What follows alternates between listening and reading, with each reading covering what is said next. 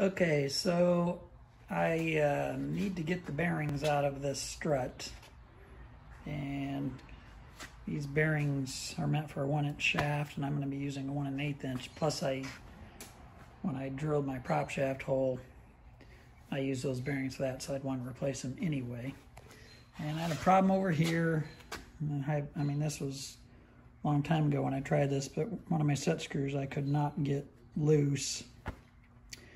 And I stripped it out, of course, so I'm going to have to, well, the one that I even got loose, I could not get this bearing to budge. So I'm going to have to take my hacksaw and cut this inside, cut the bearing that's in there through the metal carefully and not get into this as much as possible. So we'll see how this goes.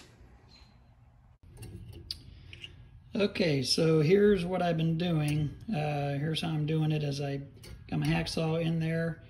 And so bearings like this, there's two of them. There's one that they're about this wide here and one here inside. And so I want to cut that inside edge of both bearings. So then I put this in here and I carefully cut, and you can see, if you look right there, you can see how I've got the inside rim cut almost all the way through. And the same on this side. And then what I'm doing is, then I take, oh, give me 1 second here. And then inside, I take a big screwdriver like this and I get it on the inside edge and just whack at it with my hammer. Just go around the edge little by little, and look what's happening. See this right here? It's starting to work its way out. That's a good sign. So I'm going to keep working on it, and I'll show you what it looks like here in a little bit. So that'll take care of this side. Now this side is probably going to be a little harder because the set screw is up against it. So that may take a little more doing, but I'll see how it goes. So check this out. Got it. Got one anyway. You can see how I've cut through that to relieve the pressure, and it came out nicely. Now I got this tricky one here, so we'll see how that goes.